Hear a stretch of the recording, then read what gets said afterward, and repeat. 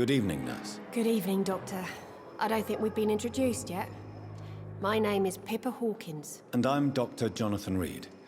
Dr. Swansea has recently offered me a position in this hospital. Well, it's a euphemism that your help will be appreciated, Doctor. How would you describe the situation at the Pembroke Hospital? It's serious. The flu is wreaking havoc amongst the staff and patients. We are running out of everything. You must get a hold of yourself, nurse. Sorry, I'm exhausted. No one has any idea when this epidemic will be over. Nurse Hawkins, the Spanish flu won't last forever.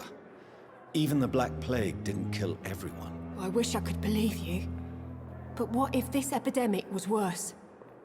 What if in the end, nobody was spared? How long have you been a nurse? Well, long enough to see that the epidemic is winning. And no matter how qualified you are, don't tell me you'll change that. You'd be surprised what dedication can achieve, Nurse Hawkins. In medicine, sometimes we're just a test result away from a miracle. Sorry, Doctor. I don't want to sound bitter, but I'm just too tired to give a pep talk like Nurse Brannigan. How is the Pembroke staff coping with the epidemic? Well, not well. Milton, the ambulance driver, is even more grumpy than usual, especially concerning doctors. Why is Milton grumpy on a daily basis? Is it just an act? Milton's not the kind of man who's bothered about a bad reputation, whether he deserved it or not. Why does Milton dislike doctors? I don't know. Just ask him. But be warned, Milton is not the chatty type. Pepper, I know you're very close to Milton Hooks. Yes, Milton Hooks is my man. If you want to report me for that, just feel free, Doctor. I have no intention of reporting you, Nurse Hawkins. But are you aware of the risks? The rules say I won't be allowed to work as a nurse anymore. But here at the Pembroke, we break rules all the time. Is he worth the risk? Hey, I'm no perfect woman, and Milton is not the finest bloke. But we do our best to get by. That's all any of us can hope for nowadays. Goodbye.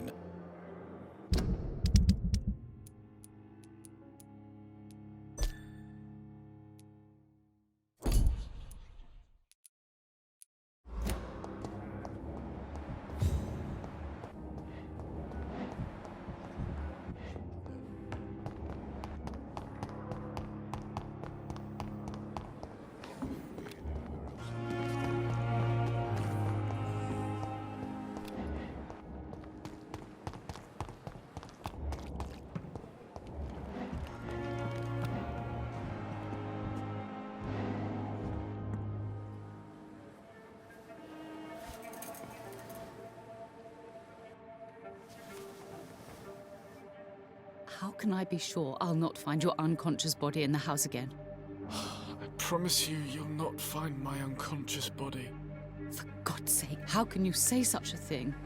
How can you refuse to listen? I tried to warn you for so long. No, I won't let my only son die. You promised me you'll stay alive. Your son lied to you, like the whole world lies to us.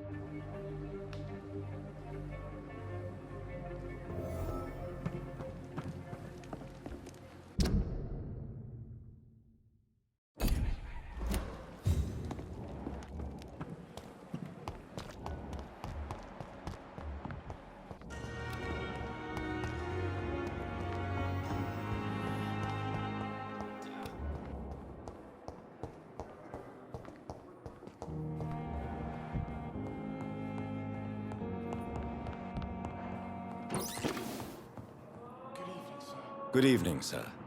I'm Dr. Reed. May I help you? I don't know if a third opinion is needed. Your colleagues are already arguing about my condition. I see. Would you mind telling me more about your situation? I'm Harvey Fiddick. All I want is to get me bloody arm fixed properly. Tell me about yourself, Mr. Fiddick. I'm just a regular guy waiting to get his arm fixed, so I can return to work and to my family. I was more curious about what you were doing before being hospitalized. I'm a carpenter, and a good one too. But that means I need both arms to feed my family, Dr. Reed. Tell me about the doctors who are arguing about your case. Strickland and Aykroyd. They both want the best for me, but there's a lot of pride there. Doctors are no different from carpenters, it seems. What do you mean? I often had professional arguments with rivals on a building site. Difference is, I disagreed about wooden nails, not flesh and bones. Are you satisfied with your treatment here? Well, it's clear that I've chosen a bad time to be injured. Forgive my bluntness, but you seem overwhelmed by cases of the flu. I won't lie to you about it. I'm afraid we are. Are you sure you don't want to operate yourself, Dr. Reed? I have the feeling you're very capable. And your colleagues seem to think so too. In other circumstances, you would be right. But for now, I don't think I can take on the responsibility. My apologies. Have you heard talk of any blackmail here at the hospital? No, nothing. Goodbye for now. My sweet girl. You like a book? Good evening. I'm Dr. Reed. Can I help at all? No, Really? Why are you here then? I don't want to talk. My throat hurts too much. I suppose that this pain is the reason you're here. Is someone taking care of you? Yes.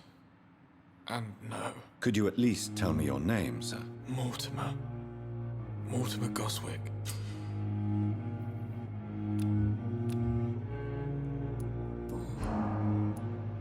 How painful is your throat, Mr. Goswick? So painful I'd rather not talk at all, Doctor. I'm sure you realize a doctor and his patient have to communicate, sir. Would it help if I gave you some paper and a pen? Not really. I see.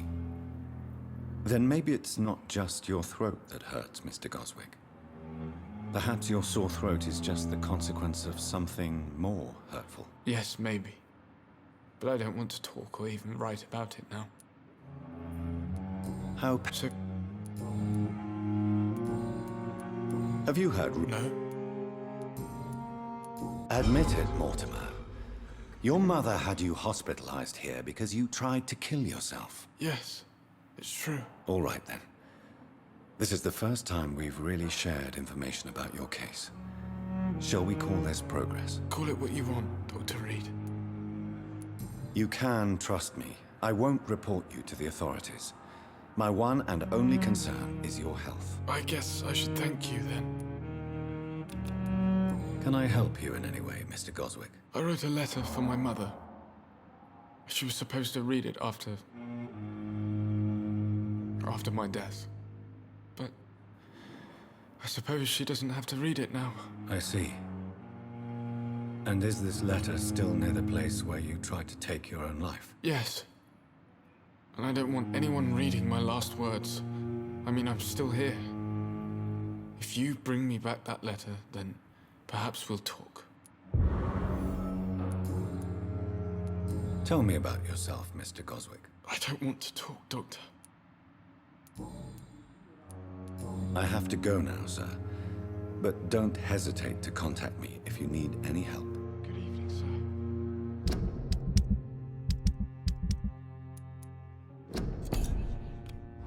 Doctor.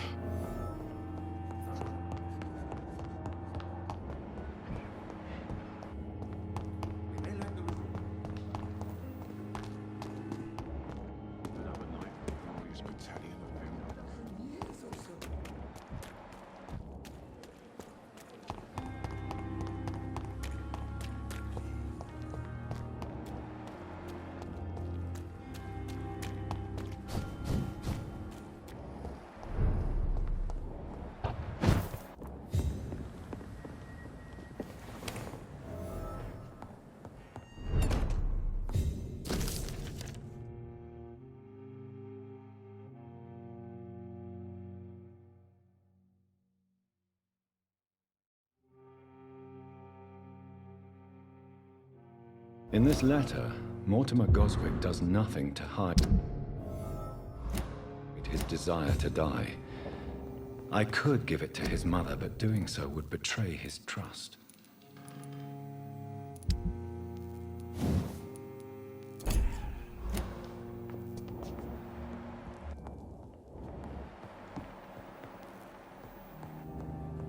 It's locked, all right.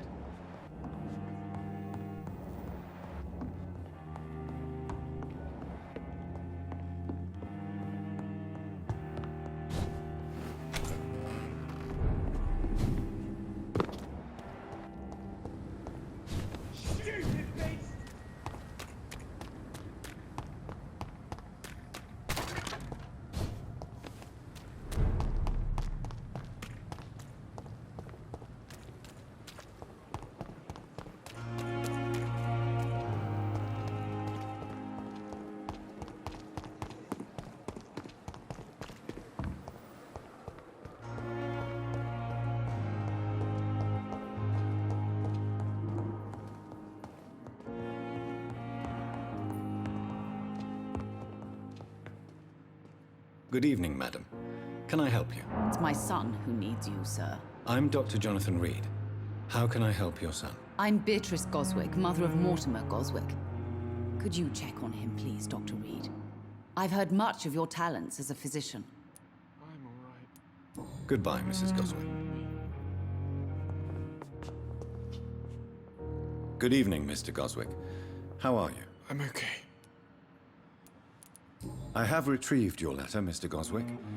I can assure you that nobody read it but me. Thank you. This is for you, then. For your help. And for your silence. I think you should talk to your mother. It would be good for both of you. Thank you, Dr. Reed. I'll think about it. Now, please, let me be. I've read your letter, Mortimer. You wrote about an unbearable feeling of despair while the world crumbles around you. Tell me more about it. There's nothing more to say, really. It's hurtful, it's unbearable, and I don't ask anyone to understand what I feel. Don't you see how lucky you are? You're rich, you're in good health, and you have a loving mother. You're simply drowning in self-pity. Leave me alone then, Doctor, and let me drown myself. Have you heard? No. I have to go now, sir.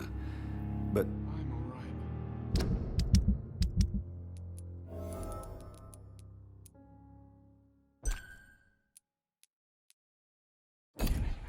Don't waste your time with me. Good evening, Doctor. How is my son doing? what can you tell me about yourself, Mrs. Goswick? Not much to say. Just take care of my Mortimer and I'll cover all the expenses. That's all that matters. Are you really that rich? Most of the patients here are of a more humble origin, if I may say so. Yes. Thanks to my husband. May he rest in peace. I can cover any needed medical expenses. May I ask if you have an occupation, Mrs. Goswick? I'm a teacher by profession. I teach young women who are more ambitious about their futures than their families. What do you think of your reception here? Any complaints? I have had the uttermost reservations about this hospital since we arrived. But we had no other choice, considering the state of emergency. Is there something in particular that's bothering you? Some of the staff were not especially welcoming.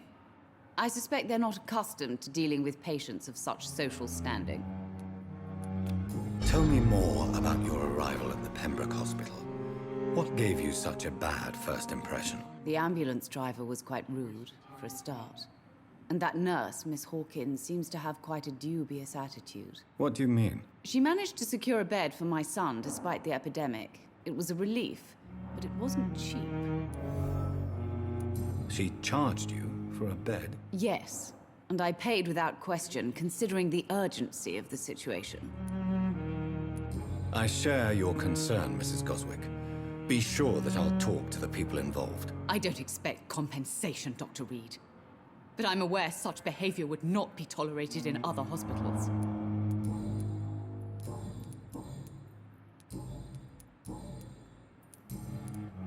Have you heard rumors of blackmail going on in this hospital? Dr. Reed, are you trying to take advantage of me? Of course not, Mrs. Goswick. I'm just curious. Well, go be curious somewhere else, please. Your son wished to die, Beatrice. Why did you hide such crucial information? Are you not aware suicide is a crime? Mortimer could be thrown in jail. I can't let that happen. I won't. I understand you fear the legal consequences, Mrs. Goswick. But don't you realize your silence significantly affects your son's case? All my son needs is help and comprehension. Not judgment and punishment for what he may or may not have done.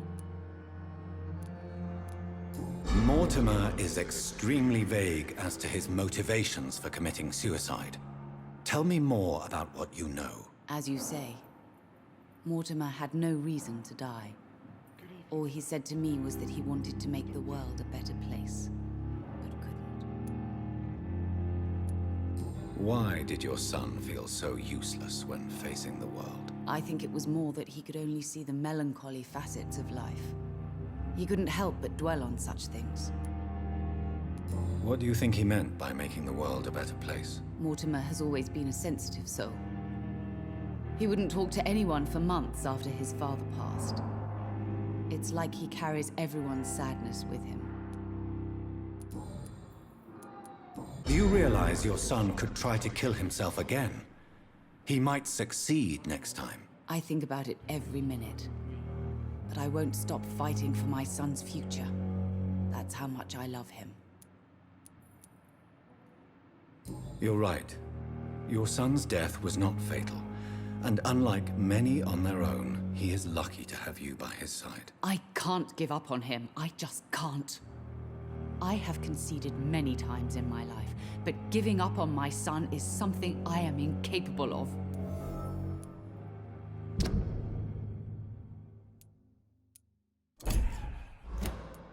I have read your son's suicide note.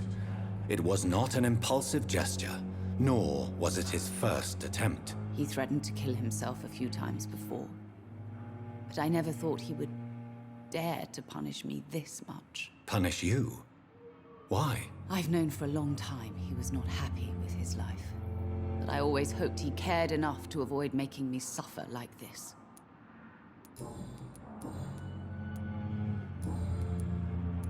Goodbye, Mrs. Don't waste your time with me.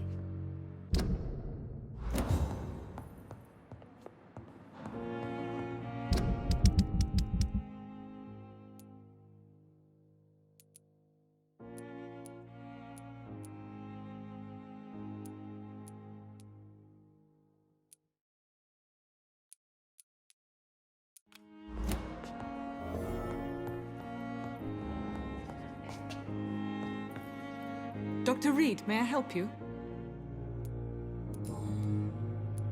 What can you tell me about the epidemic, Nurse Crane? I've been out of touch since I've come back to England. Everyday folk don't know how bad it is. The papers certainly won't tell them. Not as long as the war is raging on, anyway. News on the front stated that the Spanish flu was under control, at least in Britain. It seemed to be for a while, but that was only last summer. It returned with a vengeance just over a month ago. What can you tell me about our patients here at Pembroke? This hospital was founded to help the East End poor and needy. But since the war and the quarantine, we've had all manner of folk. Can you be more specific? Well, veterans, the elderly, dock workers. We even have a few mental patients. If there's space, we take them.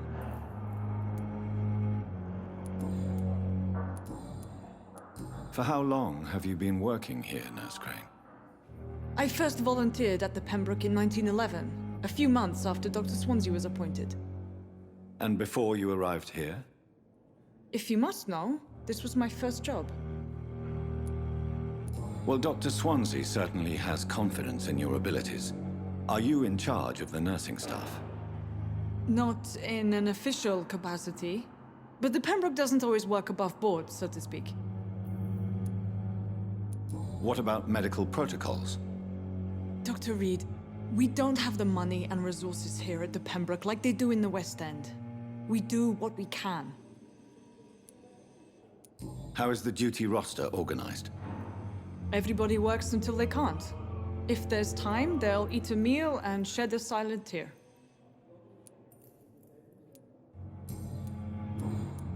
I'll see you later, Nurse Crane.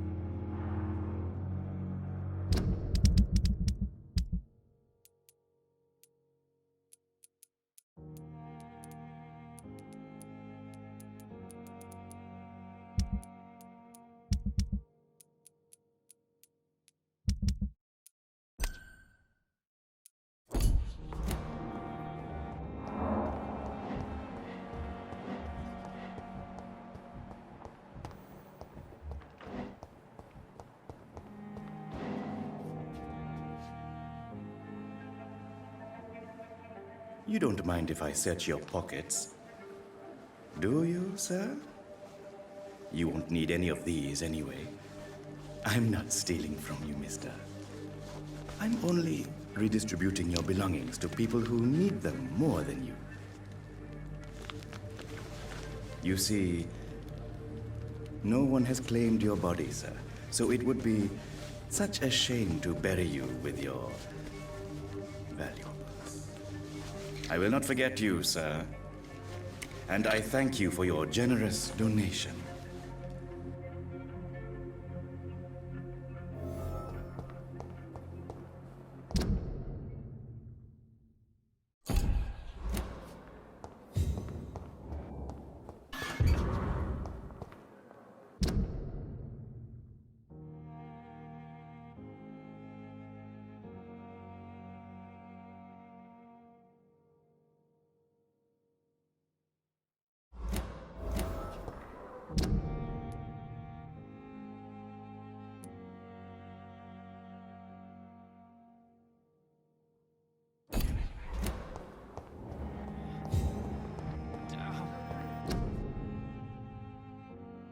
Giant mortar sky.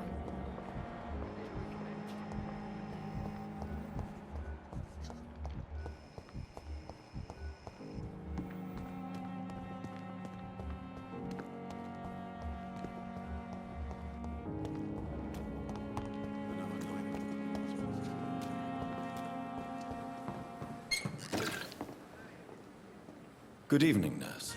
I'm Dr. Jonathan Reed, the new surgeon here at the Pembroke. Dr. Swansea has already told us about you, sir. I'm Nurse Gwyneth Brannigan. Welcome to the Pembroke Hospital. Did he really? It's a good thing I wasn't hoping to keep a low profile. All members of staff have already read about your new blood transfusion technique. Dr. Swansea made sure of that. I see. Well, I'm a little surprised, but I suppose I'll just have to deal with this unexpected notoriety. You must know, blood transfusions are Dr. Swansea's primary subject of research. He is convinced it is the future.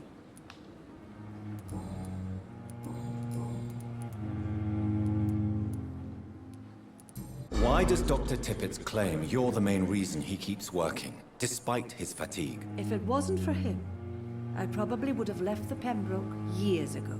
Dr. Tippett does not think of you as just a nurse anymore, does he? If you're suggesting he's not taking my gender into consideration when it comes to medical practice and knowledge, I really hope he doesn't. Tell me what Dr. Tippett did.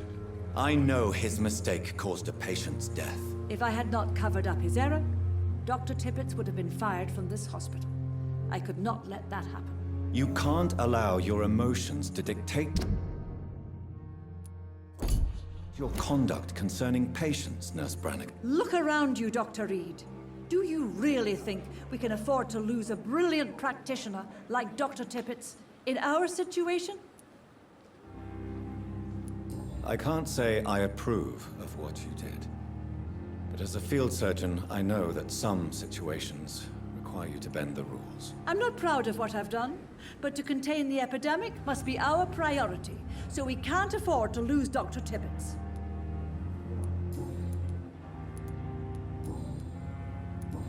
I've decided that I won't reveal Dr. Tippett's, shall we say, misdemeanor. I'm so glad you share my point of view.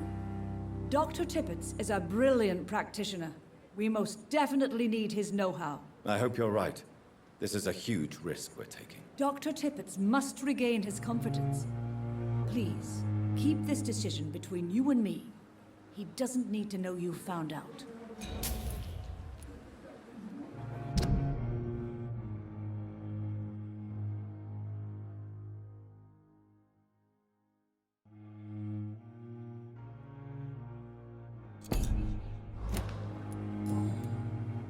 How are things here? Not good, to say the least. We're struggling against an invisible enemy, more lethal than any bullet from a gun. It's hard, Doctor. An invisible enemy? Quite a poetic term for a disease, especially from a nurse. Sorry, Doctor. These last few weeks have been exhausting. We could all do with a good night's sleep. Do you think this hospital can survive the epidemic? We are all volunteers here, and we're trying to hold fast, but how do we beat an invisible killer? Some nurses have already resigned. I'm not familiar with all the staff yet. Perhaps you could help me. Brilliant professionals, most of them. Dr. Swansea has a gift for recruiting talent. Most of them. Is there a problem I should know about, nurse? It would be inappropriate for me to speak ill of a colleague. Is there anyone that stands out? Well, I have never met someone as dedicated as Dr. Tippett. He should be a standard for us all here. If only he were younger. Why should his age be a problem? I guess it's fair to say he's always pushing himself to the limits. He just doesn't know when to stop and get some rest.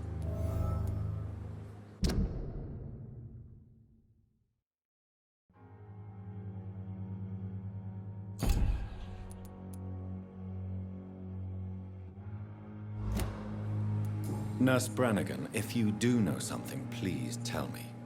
Anything you say will be held in confidence. No. I may disagree with some conduct, but in the end, everybody is doing their best.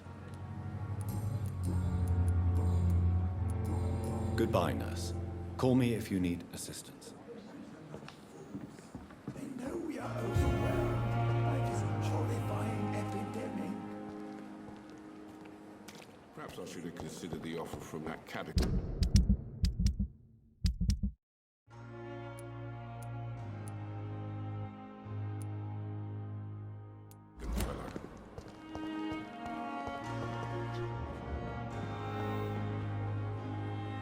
The flu took my dear wife, Emily.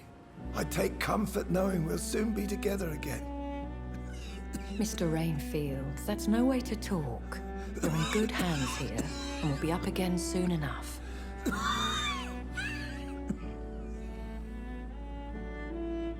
Now do me a kindness and get some sleep. I'll be back round later. Your words are kind, the blessings of an angel. You're the sweet, sweet Lady of Mercy.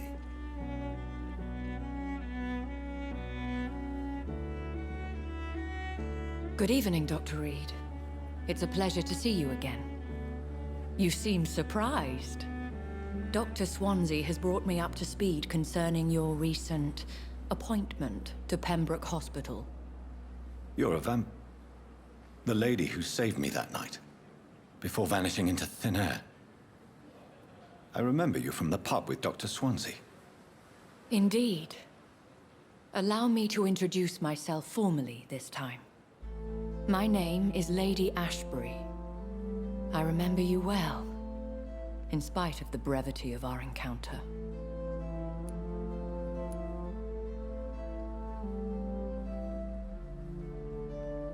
Apologies. You've taken me by surprise. I'm very happy to see you. The pleasure is mine, Doctor. I hope you're more disposed to answer my questions now. You must have countless questions, but our rather urgent matter first. Swansea has explained. My cover, if you prefer, has been compromised. Pardon my boldness, Your Ladyship, but I have questions concerning this condition we share. As a newborn, your hunger for answers is rivaled only by your thirst for blood. But the questions need wait. I'm a scientist. My trade is in the deciphering of mysteries, and I need information to feed my mind. I will gladly answer every question you have, but first, prove yourself capable of resolving my predicament without eating the culprit. Have any of the patients given you trouble? These poor souls have so little left to live for. I do my best to ease their pain. The world would be a better place if it were cared for by women like you. You make me blush. I am simply a necessary evil. Dr. Swansea has commissioned me to be your agent in this matter. You could start by explaining what's amiss. These past insufferable weeks, I've been the victim of extortion. I've made a first payment, but the blackmailer grows greedy.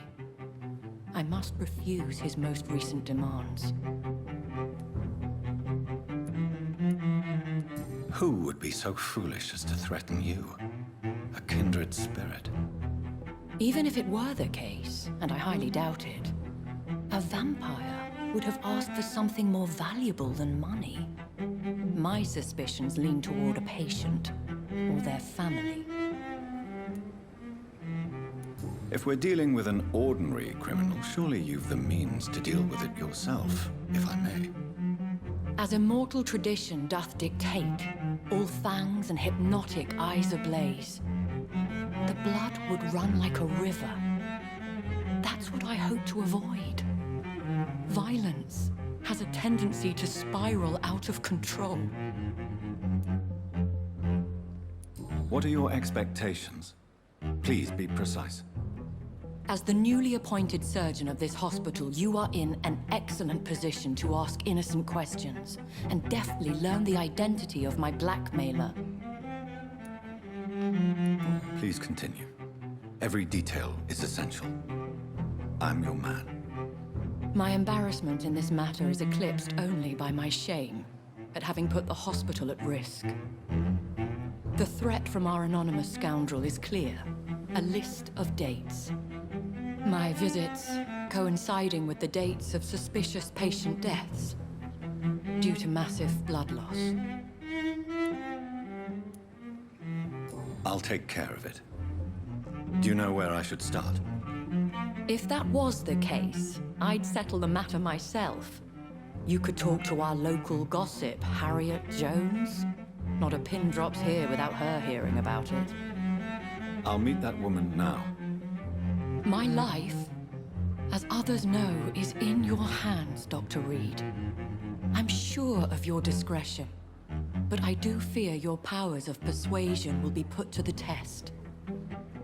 When this is resolved, I'll be your obligé. I'll answer all questions in regards of your condition.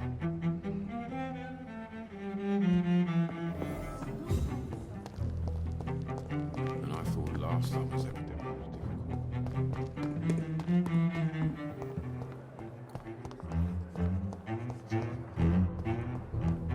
Simpletons, these nurses. Bred with no respect. What is this? Who are you? Get out of my room. There's no need for alarm, madam. I'm Dr. Reed, the new surgeon. Preposterous. Dr. Reed, you say? I don't want some bumbling intern. Where's Dr. Swansea? Please, calm down, madam. I assure you that I am highly qualified. I'm just back from war duty. How brave. Threatening an old defenseless woman. You know how long I've been a patient here? You've picked the wrong fight. I'm Harriet Jones. Harriet Jones? Indeed. I've been meaning to have a chat with you. You know what goes on here better than any other patient, I gather. Oh, better than any patient, nurse or doctor. I've seen so many vile undertakings. I heard there have been some despicable goings-on. Was there a case of blackmail? Blackmail? Wait. You're investigating something. This isn't a social call. One of those incompetent cunts slit a poor sod's vein. If I didn't know better, Miss Jones, I'd be inclined to say you enjoy this type of idle gossip. God's honest truth, Doctor. It's just the way it is here. Most of these bitches would let you freeze to death before getting you a blanket. You seem to know more about the goings-on here than anyone else. Beware, Miss Jones, in case suspicion should fall on you. That's it. Blame the old and infirm. I see those little bitches' greedy little eyes. Just waiting for me to pop off, they are. I assure you, madam, this is not an investigation into a possible medical error. Debauchery, then? Nurses Crane, Hawkins, Brannigans, whores, all of them. They can't keep their legs shut. I've seen them scratching slutty sores. Really? Well, if you have irrefutable proof, I'll not have the staff behaving in such a manner here. This is your business, Doctor, not mine. But I swear one of the nurses is cavorting with some man on hospital hours. Thank you for your time, Miss Jones. You've given me something to go on. See you on the next round.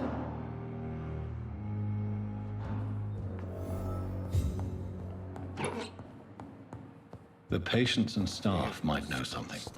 I'll start my investigation. Good evening, Nurse Hawkins. Good evening, Dr. Reed. What can you tell me about the strange man visiting one of the nurses during her shift? Let me guess. You spoke with that old shrew, Harriet Jones. Do not pay attention to her, Doctor. She's full of fanciful tales. No matter how you feel about her, Miss Jones deserves our help. Who says I don't care for her? Hate is what keeps that old crone alive. She could have been telling the truth about the mysterious man. That old witch will end up in hell soon enough. Who cares if a nurse finds some happiness where she can? Goodbye, Nurse Hawkins. Disgust on every street corner.